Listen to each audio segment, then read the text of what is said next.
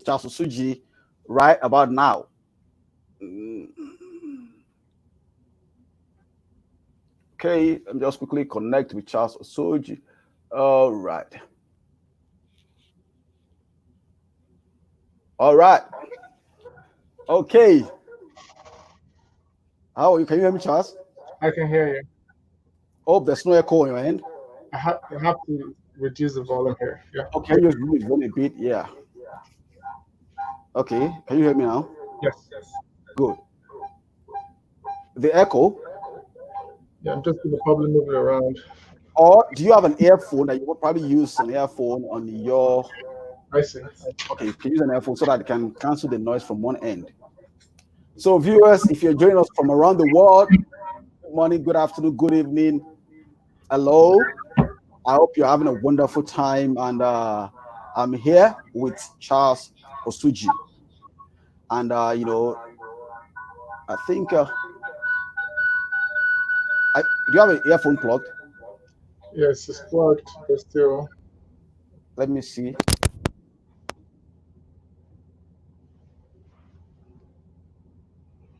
I cannot hear you. Okay, what about now?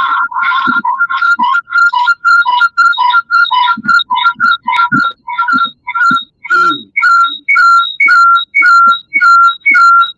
I feel some noise. Hello? Is it better? Hello? Can you Yeah, hear me? Okay, perfect. good. Oh, that's fantastic.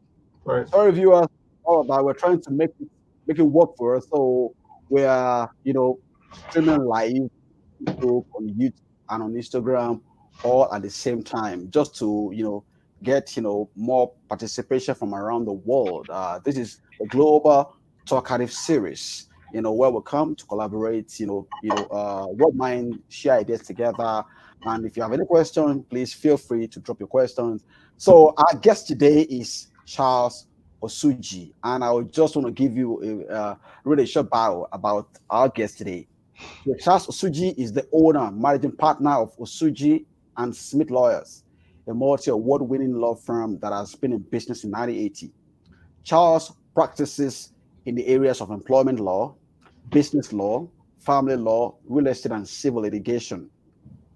Charles has won and has been nominated for several awards, including the 2019 Entrepreneur of the Year by AC Awards, 2020 Canada Top 40 Under 40, 2020 Achievement Under 35 by Immigrant Services Calgary, and voted as one of the 2020 top three employment lawyers and 2020 top three business lawyers in Calgary by the three best rated. So for more information on Charles, you can go to www.osujismith.ca for more information. Welcome, Charles, for joining. Thank you today and welcome on the show. Thank you, Larry. Thank you so much. So how has been your day? Let's start with that first. Great. I took time to rest today, so I slept in. Wow. It's typically a luxury for me to sleep in, so I did. Wow. In fact, Yes, I slept in this morning, and I went to my dry cleaner, and from wow. there came to the office to be a talkative with you. Wow. Yeah, yeah. This is called the Global Talk Active Series, Yes. And today we have it's called the Global Talk Active Series. And our guest today, like we said, is Charles Osuji. Like you can see on the screen if you are we're also on YouTube and on Facebook. So that's the topic of today's discussion, the Global Talk Active Series with Charles Osuji. And today's topic is who is guilty? A case for the pandemic. Who is guilty? Now, let's hear what is your take, first of all, when this pandemic broke out? What was your first reaction? What came to your mind as a lawyer?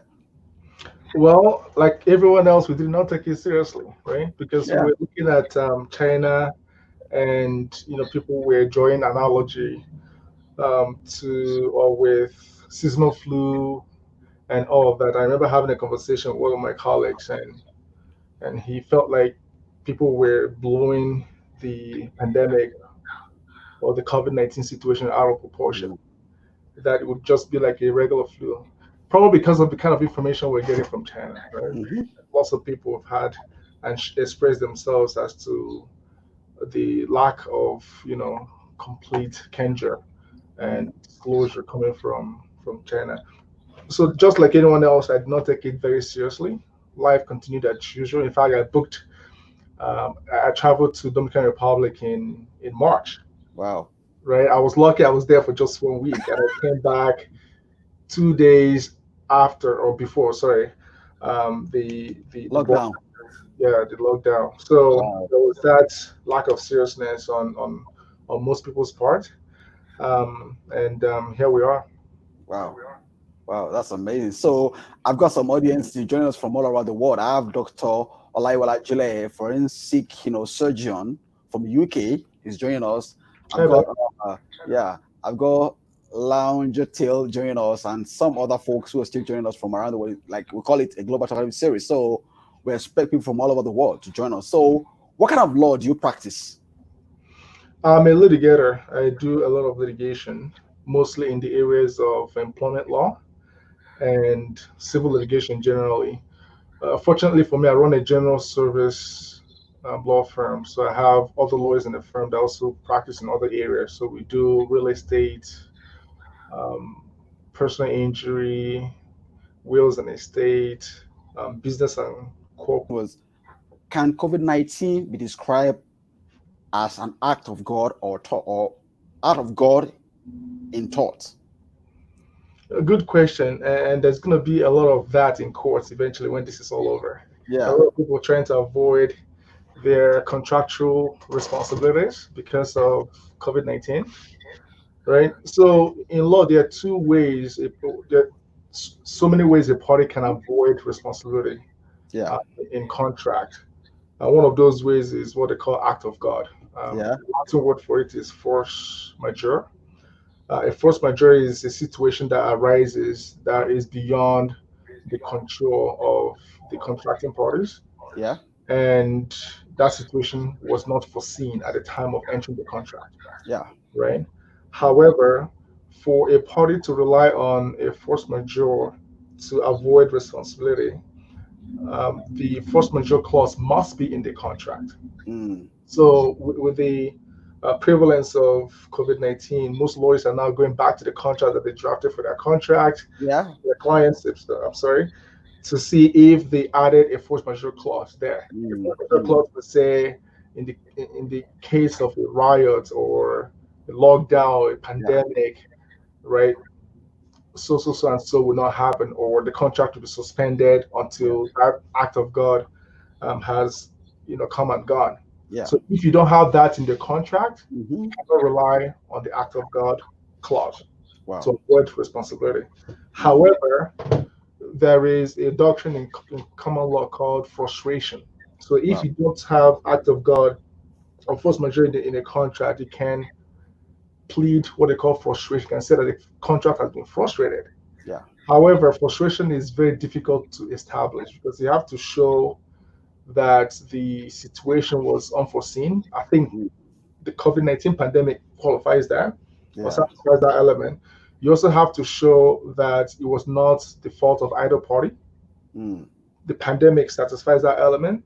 mm, However, the third element is you have to show that the disruption is permanent, not yeah. temporary, Mm, right? So if the disruption is temporary, like COVID-19 is, you may not be able to rely on that. You wow. also have to show that what you've contracted for is now radically different Mm, from what is currently the situation. I'll give you mm, an example. I have a client, she's a dentist. She's looking to retire and sell her dental practice. She found a buyer in November last year. The deal has, been settled. They entered into a purchase agreement. She was going to sell the clinic for about just under $1 million. mm, The buyers are also dentists. They've signed the contract, and the plan was to close the deal on March 30th, wow. right?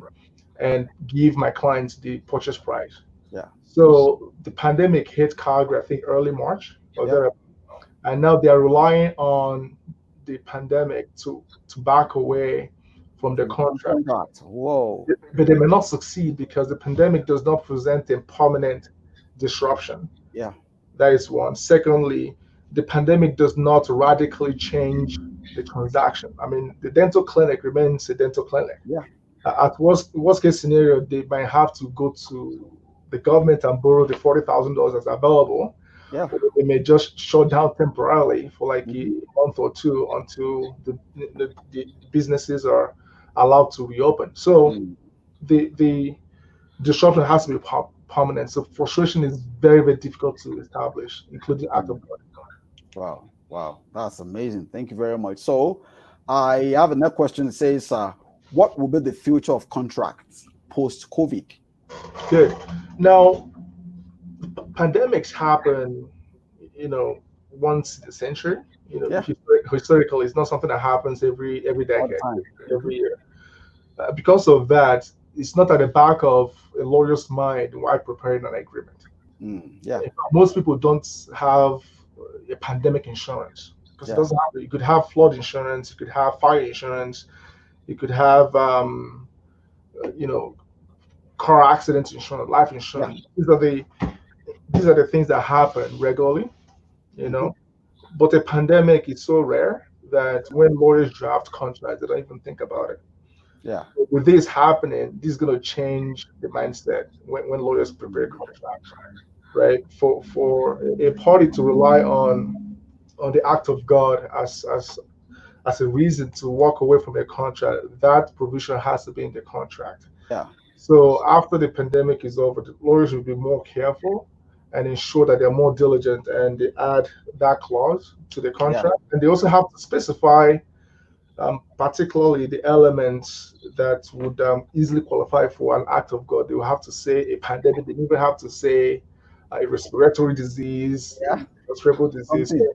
That would change. And then Mm. secondly, now I mean, the last time we saw was it 2 3 months ago when Yeah. you had your show at Yeah. Epic festivals. right. Yeah. Now that style of communication, in-person communication is kind of suspended. Right? Yeah. People are now connecting virtually. Hmm. Uh, Before, all my consultations in the office were in person. The clients would come in, and I would have a chat with them for an hour or so, and I would have to go to courts, question them, have to jump in an Uber and go to downtown and do it. Yeah. But now everything is over either Zoom or over the phone, and Yeah. I'm actually liking it. And people Yeah. are becoming very comfortable with this change of Yes. text, It's right? new normal. Because of the convenience. Yes. Because of the convenience, and most institutions that are very slow in adapting to these changes are now opening up, like the judicial institution. Yeah. Before, judges are very averse to anything virtual. Mm. They don't Mm. look at you and you make your submissions. But now, I had my JDR with a judge on Thursday over the phone, Wow. over WebEx, Yeah. and I had one last week over WebEx. Wow. So, you know, communication is going to change. And then a few things will also have to change in terms of policies employers have Mm. at work, Mm. right? Mhm. Health and safety policies. Employees must be on top of it, Yeah. on top of their game Yeah. to make sure that health and safety policies are, prescribed and confirmed and registered in their employment contracts. A lot will change, Yeah. and I suspect they will change for the better, Okay. not for Cool. worse. Thank you very much. So for viewers, if you're joining us, Timmy Gold on Instagram, thank you. Tosan, thank you for joining. We appreciate you. Nelson, thank you for joining us. And we are broadcasting live on YouTube and Facebook and on Instagram live right about now. So if you come in a bit late into this live chat, you can still check my Facebook or Charles' Facebook, YouTube channel and Rajayi, you still see this broadcast live. So the next question is this: what are the potential legal issues people should be aware of when it comes to COVID-19? Businesses, schools, restaurants. What are the potential legal issues people should be aware of as an accountant? Right. I will speak. It's a very general question. I would limit the answer to employment, right? Yeah, Being an employment lawyer, yeah, and people losing their jobs and businesses actually reopen. So many important situations.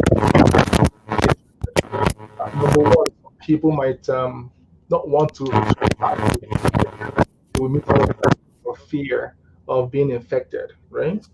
Now, the issue that raises is an employee must have medical basis for Mm-hmm. failing or refusing to return to work. Mm. Cannot simply say, "Oh, COVID-19 is too prevalent in Calgary." Or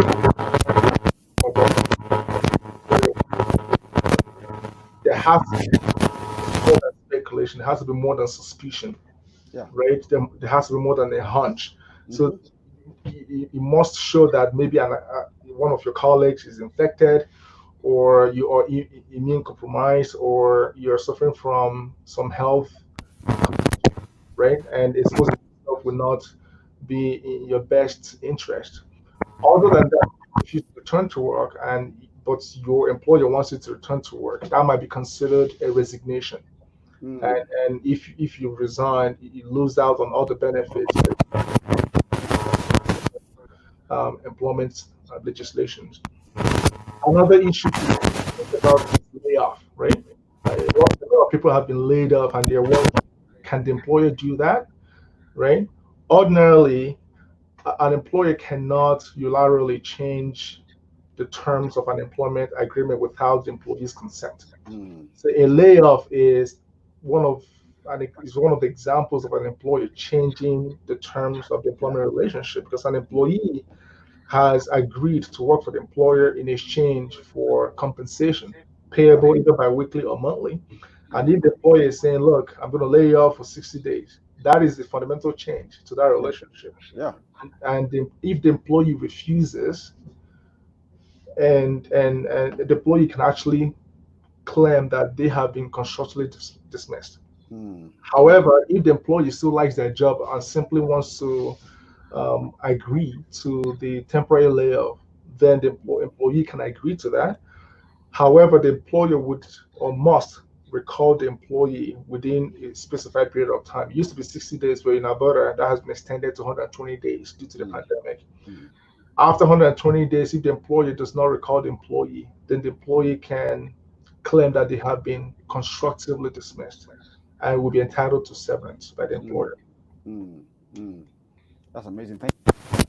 So thank you for joining us, Emmanuel London. Thank you for joining us.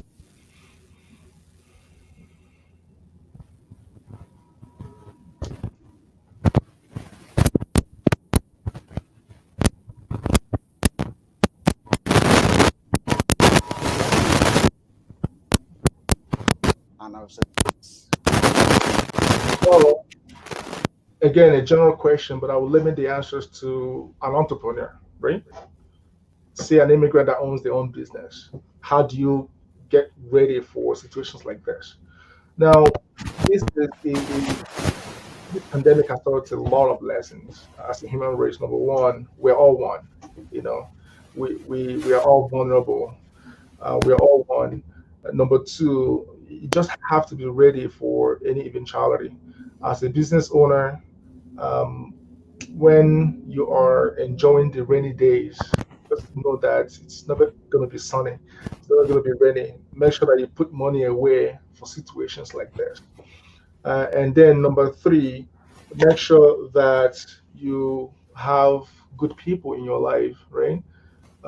Relationships matter, and I think this pandemic has, made people become aware that at the end of the day, all we have is ourselves, right? So having good relationships in your life matters. When everything comes to an end, what would matter is the people in your life, right? Nurturing that relationship, no matter how busy you are, make sure that you make time for your parents, for your friends, for your siblings, and be in their life, because at the end of the day, they will be there for you. And then from a spiritual perspective, right? From a spiritual perspective, I'm a Christian. Uh, we This is also a lesson for all of us that we we we can never be independent. We can never be independent from God. We can never be independent from a source of encouragement, perseverance, and all that. That dependence is always there, regardless of how wonderfully science has become, regardless of how far we've gone in terms of technology and science. that dependency on God is always going to be important.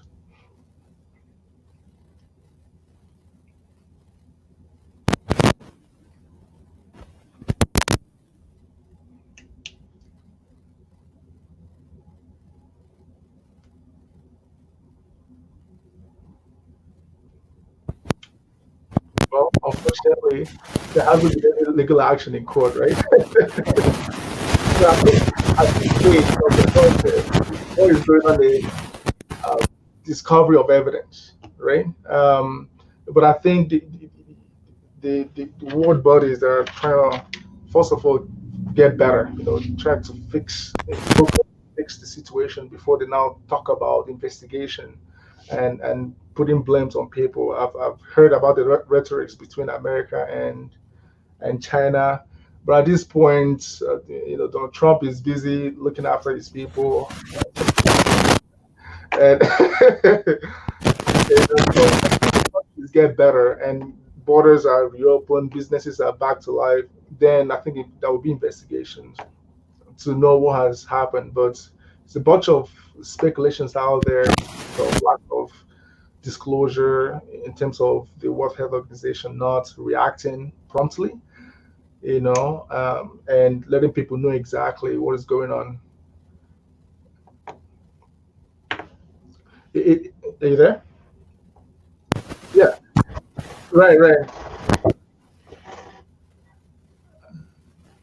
Right.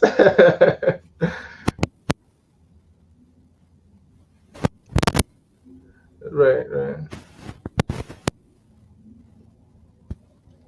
Right. Right. Right. Right.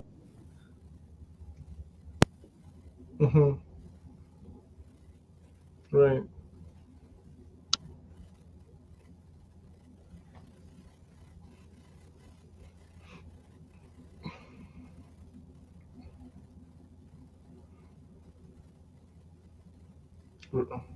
Right.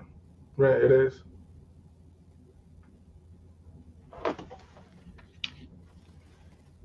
Right. Right.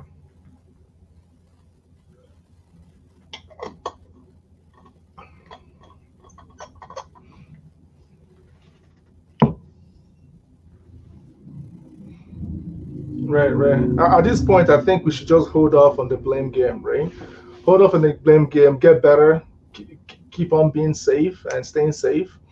And once the pandemic is controlled and managed, then there'll be proper investigation. I think there are appropriate bodies that deal with investigations like this, on the international level, and they'll be in a better place to determine whether some of these conspiracies that we've heard, whether the virus came out of a lab or whether it was man-made or whether it was actually from an animal to human being, whether China knew the magnitude of the pandemic, sometime in November and December, and tried to control it, whether there was any deliberate attempt to prevent information from being disseminated. So many questions are out there, but I think the focus right now is to manage the crisis, the health crisis. And once that is done, there is a better forum for such deliberations.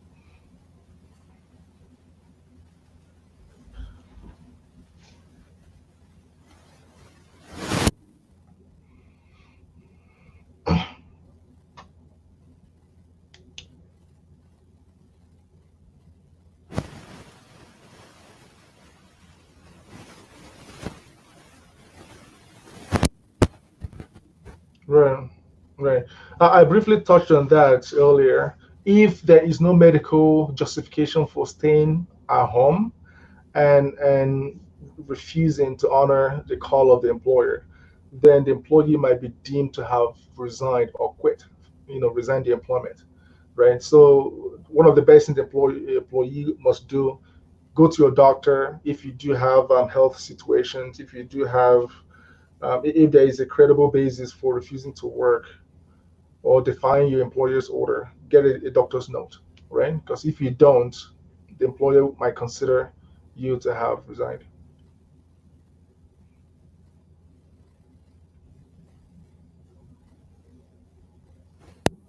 So let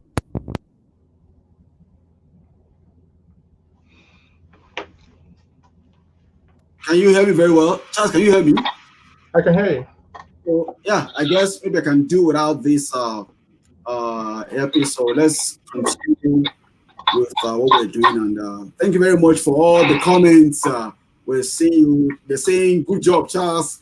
You can see the comment from Aditumi Ajayi. Good job, Charles. I have Chimize Guru said, nice one, Charles Osuji, and good one, Larry. Thank you, Charles Chimize. We Thank you. appreciate you very well. Thank you so much. We appreciate the love and thank you very much. So they can hear us very well now. So let's go to the next question, which is around this topic we're discussing as well. So taking it away, let's go around outside of a bit of out of COVID. So that it won't be about COVID. I want to talk about you. So any hobbies that keeps you busy outside of work? Soccer. Soccer. Wow. Before COVID, the pandemic hit, I was playing soccer twice a week. To me, that is my getaway. You know, in on the soccer pitch, I'm not thinking about anything serious. I'm just focused on having fun. Because I'm also Keeps me involved in several other community engagements. Okay. So have you been missing soccer since the lockdown? Have you been trying to play by yourself? I have. In fact, today I'm trying to see what I can do. Where a bunch of my friends were trying to see if we can do something together while being mindful of the distancing requirements. Wow. That's wonderful. That's wonderful. Cool. So we have some lawyers who are watching. Okay, Emmanuel said, where do you play soccer? Emmanuel London. Is Emmanuel there? Yeah, Emmanuel is Emmanuel. Yeah. Emmanuel, how you doing? Where do you play soccer? Well, I don't think Emmanuel can play. You can play. Yeah, so we play for fun. Work is competitive enough for me, so I don't want to add any more competition to it. So we play for fun, and we don't have any specific location. We only have a page. Okay, cool. So for our audience on YouTube and audience on Facebook, if you got any question for Charles, just post your question, and then it's going to reflect on the screen, and then Charles will be able to answer your questions. We'll control everything from here, and then your questions will be right on the screen. Thank you for DLR Empower Movement for joining this Instagram live. Thank you so much for joining. So we're going to go to the next question. So we have some lawyers. As a matter of fact, the person that asked the first question is about the if COVID-19 is described as an act of God in thought. She's a lawyer. She's in Vancouver, and she said something that any word of advice for aspiring lawyers, because taking a clue from your story is a story of inspiration. You think you're from Nigeria, you're not born in Canada, and you grew up major, all your life in Nigeria, and all of a sudden you're here and you are making waves, you are doing things that normally people won't think of. Okay, it's not possible. Right. So any word of advice, because your story is a story encouraging us and everybody that yes, if you set your mind on doing something, you can do it. So what word of advice do you have? Before then, thank you for sharing said great insight, Charles. Well done, Larry. Motif photography, somebody, thank you for joining. So any word of advice for aspiring lawyers? Well, I could talk about the process of being a lawyer here, but I think it's less about the process and more about what your goals are and being able to commit to those goals. It's one thing to desire, for instance, I was working in Denver. It's one thing to desire to be a lawyer here, and it's another thing to commit to that goal. And commitment is something that some people don't take very seriously. I've seen people that come here and they want to be, your license as lawyers here, and then they get distracted. right? The process And the feeling is done and then the started flexibility to make decisions. I think people lose interest. I've seen people looking for banks, I'm not things, it's not good, but if you have a goal to get your license here, you have to commit to those goals. And you also have to make decisions that will be consistent with achieving that goal. For instance, you want to be a lawyer here, you want to start networking among lawyers. You want to go out there, you need to go out of your silo. People come here and they can hang around Nigerians. It's comfortable, it's very convenient. You don't need to really stress. Nigerians. But you may not really get ahead if that is what you want to do. You want to go beyond your community. You want to explore other communities.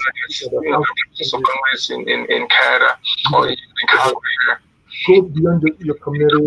And you understand how things work, and then a mentoring organization and talk to people that have started the path that you're looking to people that have you understand their journey. People contact me, they spend the first 30 minutes telling me about their journey.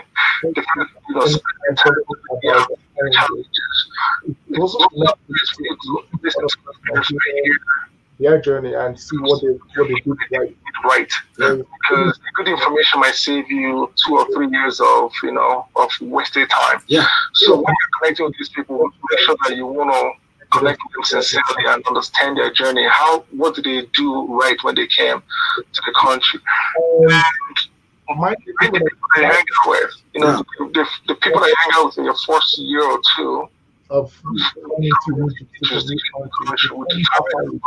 that country. So be very careful about the people you're hanging out with. If you're hanging out with naysayers or negative people that have tried a few things that didn't work out for them, they will put their on you and give you one reasons why your goals will not work and what you intend to will not work. Hanging out with people that they've been in the country longer than you are, so they have a lot to offer you. Yeah. Right? Especially people in the same profession, you're gonna make headway typically with. Cool. I have Dr. Olayiwola Ajile from Bami Miki said, great conversation, educative and entertaining. Well done, Larry Weather Charles. Thank you, Dr. Olayiwola Ajile. Thank you so much. We appreciate that. So, Charles, I have a question for you myself. What is your favorite food? What's my favorite food? Yeah. I know when the feeling is the black boy. Remember that? Yeah. I followed you carefully. Yeah. I know me know that I'm a foodie, right? So food is about half favorite food. I love everything. Yeah. So for me, anything that is cooked well, I am all for it. Mostly African food. I mean, the type of house soup or fara stew that you're going to taste when you're young, just can't get away from things like that. Yeah. And you're here now in Canada. How often do you get to eat this ofada, egusi, or bono? How often do you get to eat that? Good you asked. Back in the day, I remember one of my uncles, he'd been here since 7 years, and he was telling me how it was so difficult for them to find African cuisine, African food items, just of limited movement of the supply chain wasn't as effective and as fluid as it is right now. But there is African store every kilometer from if not 15 kilometers. So African food is accessible. There are also very wonderful caterers in town. I have extended family members there, and I have aunties, I have uncles, I have brothers and sisters. So the African food is quite accessible. I eat them a lot. Wow. That's wonderful. Cool. So, with this COVID-19 going on and all the things, all the challenges we're seeing, we're seeing around. So where do we go from here? As a community, as an individual, a lot of people are confused. They don't know what to do. Of course, a lot of business are, I was listening to the news yesterday, and JCPenney in the States filed for bankruptcy. Right. And a lot of, companies are doing that, Now, someone asked a question, can, as an individual, with a small business, can I file for bankruptcy? Or what is it what is it meaning? What does it mean? Because it looks somehow big or bogus that, okay, I've had this guy file for bankruptcy, that one file for bankruptcy. And is there a way to escape being, caught, after collecting money from the government? Or what do you know about filing for bankruptcy?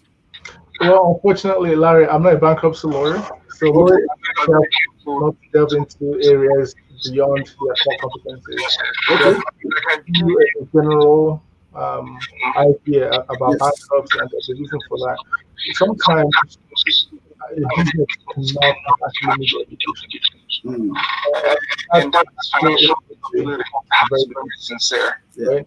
If you want to be bankruptcy simply your financial responsibilities, you may not succeed. So you have to possibly be insolvent. For you to you look at your ledger, you look at your bank account, you look at your liabilities, you look at your assets, and your liabilities to succeed your assets. And there's no funny movement of assets. Right. Trusting your financials and then make a few suggestions for you. That could be debt consolidation, that could be bank.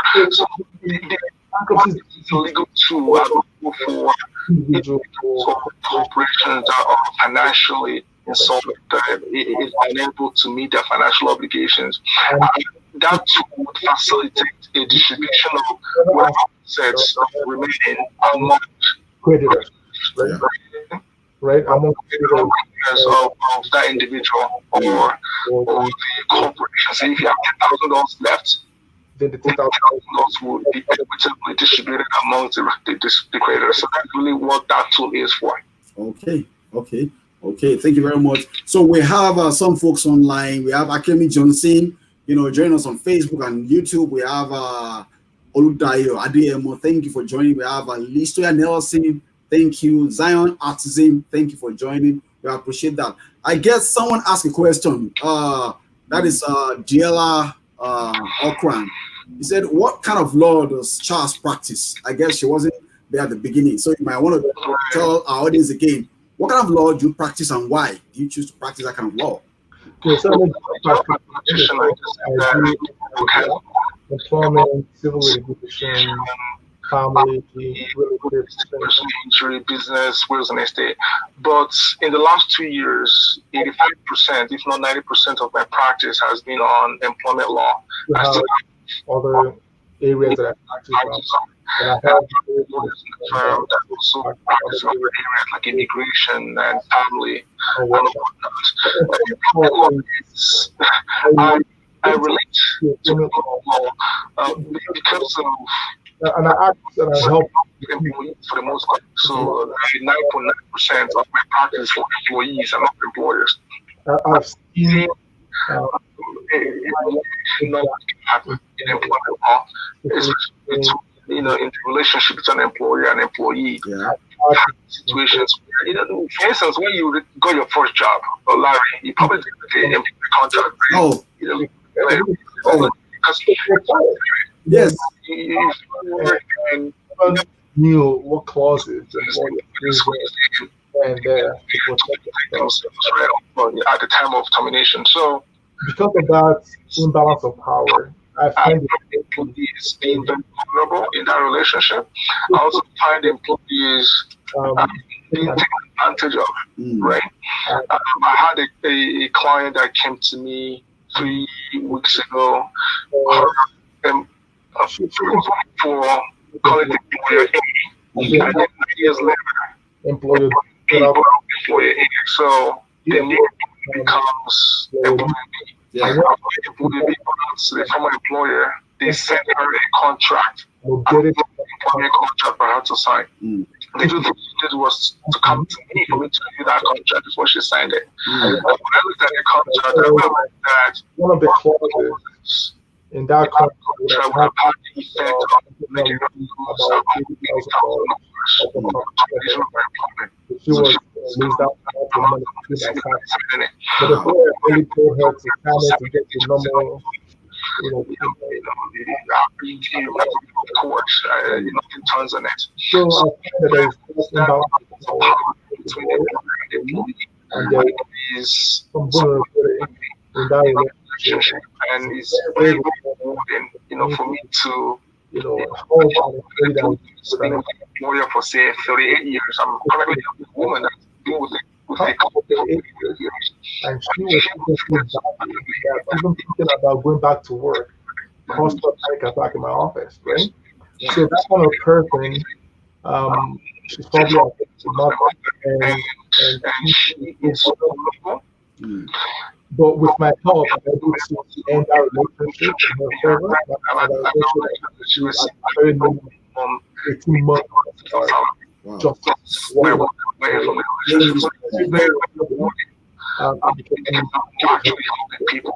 And thank you very much. Now, Shayo from Instagram said that a lot of people don't understand those contracts, employment contracts. There are too many words in them.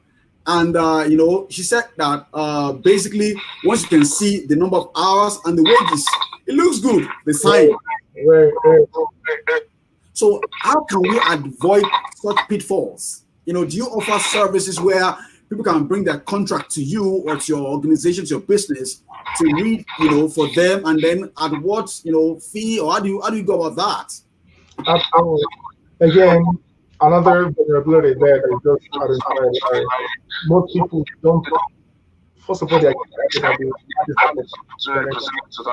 and they don't know that they have the right to negotiate the terms of the employment contract. And the irony of it all is an employee doesn't want to look difficult at the beginning of the relationship, right? So you have this. You've attended 3 or 4 interviews. There's probably about 200 applicants, and you happen to be one. And then at that point, nobody to go to work, and the lawyer will not be writing on email letters to the employee saying, "Look, my client doesn't agree to A, B, C, and D." Right? So there. Also, so if you are a very important contract, you're offered $80,000 plus a year, and you need to go to a lawyer if you can have a local candidate.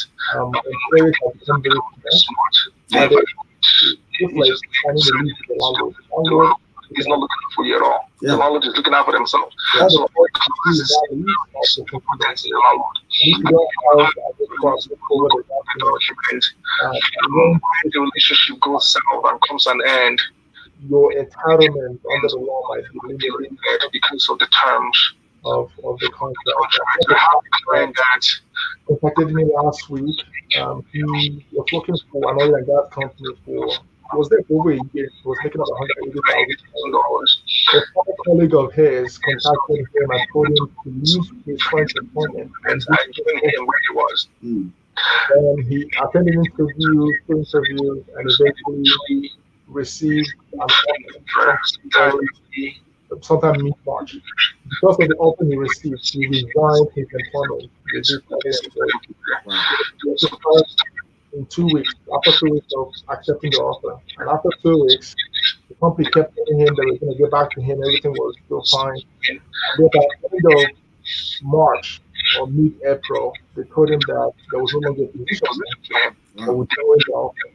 You can see that because of the offer that they made to him, he resigned $180,000 a year job, and now he's unemployed.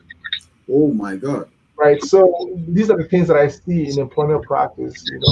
I know what you see in these the horror stories, I call them. Yeah.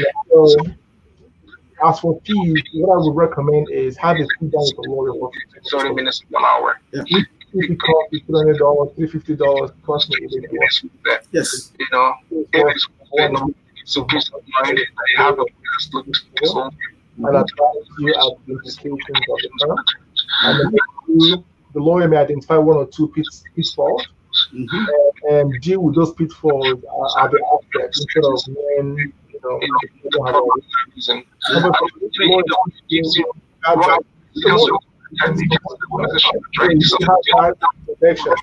The benefits of how connections go over is very important. And our culture, unfortunately,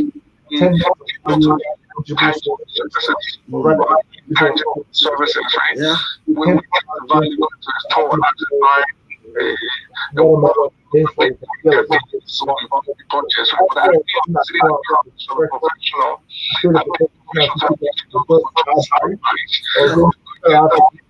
for 30 minutes where that idea is still yet to become part of our culture. Right? That's why if you have people going through issues, it's like counselor that will talk to their dad, laws or religious leaders, because they place a premium on that intangible service. Yeah, cool. Charlie was the person that asked the question, Charlie. And then also, Diela said that is a nightmare. And Charlie said, very sad, losing that kind of money because of one thing. And I've discovered that a lot of folks, like I said, they find it difficult to want to pay for a service that will give them, that will sustain them on the long run. Because, what will it cost you if you're going to be getting $80,000 or $100,000 a month per annum to get to a lawyer that will charge you $300 for like 30 minutes?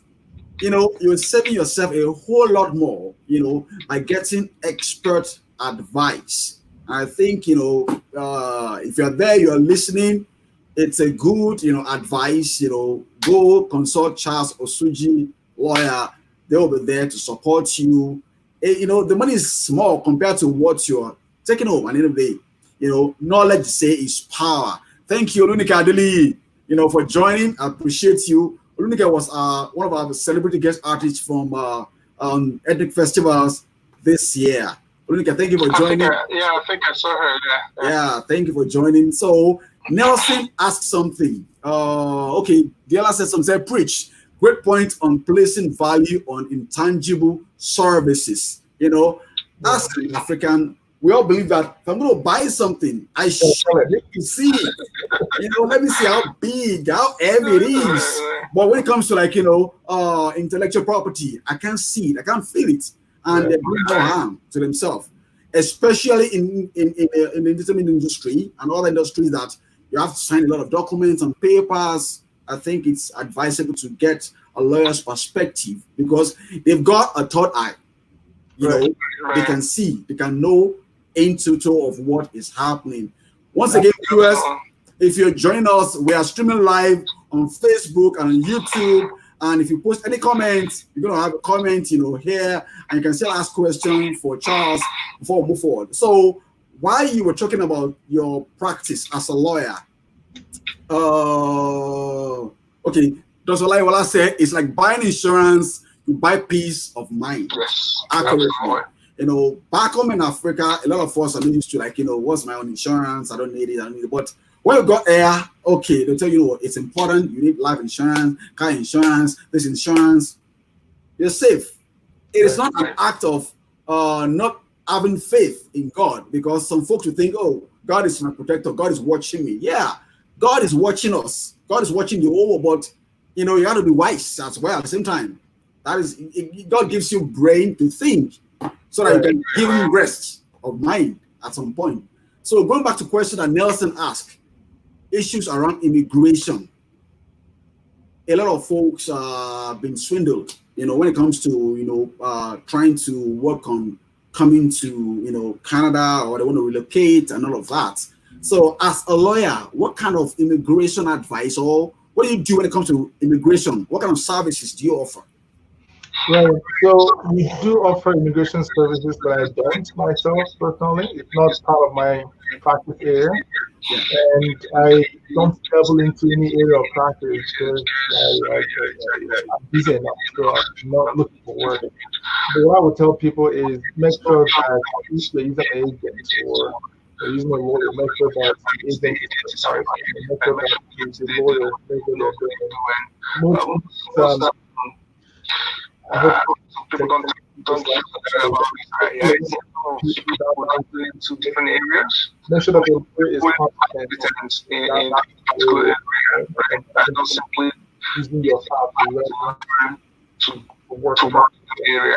area. So Right? make So sure that whoever you're are engaged engaging is is competent in that area. That's all I can say. Cool. Thank you. Look at said taking care of your beneficiaries is very important when it comes to having an insurance, which I think is very important. So we've got about 10 minutes more before we round up, but I just want to ask one question. Thank you, GRK Bali, for joining. Thank you, Luke, for the comment. Makes sense. Thank you very much. So, what is your favorite hanging spot? Is it the concert arena, the soccer arena, the restaurants? What is your favorite hanging spot where you're okay? You know what? I want to be me. I want to, flex. Restaurant, sports arena, or what? well, Different places come very so different purposes. right. If I want to be myself, I don't want to think anything serious. I would Like soccer, but that it's is the music find me. and funny enough, I actually feel good in my office. Good. Some people call that being workaholic. I don't know about that, but Yeah. Actually, I actually feel good. I mean, I keep saying that you need to find where you belong.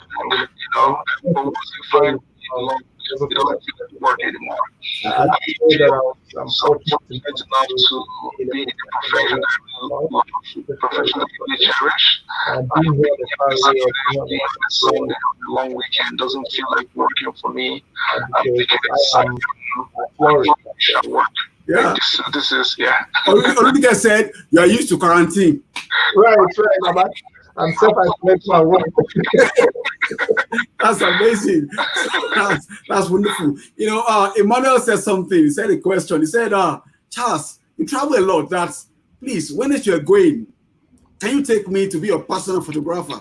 That's Emmanuel. Emmanuel has confronted me many times. So, I want to go with you. Just take me around. I'll be a photographer. Just document your trips around the world. right. The thing is, I find traveling another way of kind of balancing my lifestyle. I live a very, very busy lifestyle, especially when you're running a practice. So many things to juggle. Very much want to enjoy it, but it doesn't distract the fact that It's stressful and it's engaging. and the kind of work we do now it's not work that you leave at work. Like the story I just told you, this person that lost his job, his secure, stable employment because of a promise another company has meant to him. It's something that I look at work and I look at and I go home and I'm able to dissociate myself from work. It takes, I'm done with that, right? That's the kind of work profession I'm in. So I try my best to at least try to balance traveling, right? Every 6 weeks, I'll be out of country. Wow. And then I have a different plan, and here it is. In fact, it's making the situation worse because you can't leave, you can't travel, you can't or visit friends outside of the town. Yeah. It's difficult. Yeah. Diela said it's important to go to work and not a job. Work that serves others, satisfying and very important. Yes. Thank you, Fola, for joining us. Well, we appreciate you. Someone asked a question. He said, when should we expect wedding bells? On my wedding day. How about that? Dun, dun, dun, dun, dun, dun. I'll get married on my wedding day, Larry. I promise. Yes, so you said, okay, when should we expect? Nah, On my wedding day, I promise you. people are we come and spend this money. Let's come and enjoy and flex and eat jollof rice, everything. And I love to be there. Right.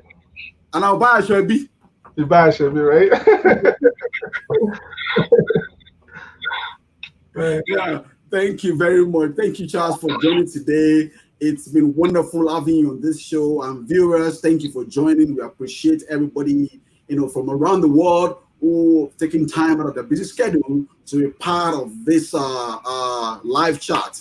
Thank you very much. Dr. Laiwala said, I had the same question in mind. It was spot on. That's from London. I had the same question in mind. So you can imagine, everybody all about the world is waiting, Charles. When are you going to get married? When are you going to get married? Right. So waiting. Thank you very much for joining. Everybody, we appreciate you on Facebook, on YouTube, on Instagram. Thank you for making this happen for our community. We love you. We appreciate you, Charles. Thank you so much for. Shout out to you too. Larry is has a very busy mind. I knew that you are going to be very creative in this situation.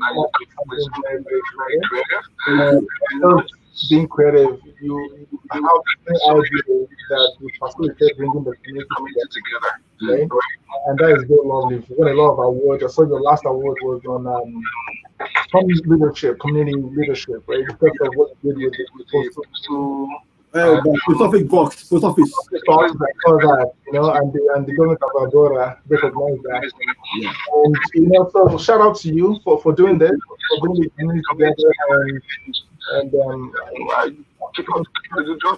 Thank you very much. Thank you very much. Ladies and gentlemen, our guest on today's show has been the amazing Charles Osuji. For more information about what they do in the law firm, go to osujismith.ca, for wonderful, these guys are amazing, they're doing, wonderful jobs. They've done something for me before. They've helped me, I had a case sometimes, and then a call from Charles, chase away all the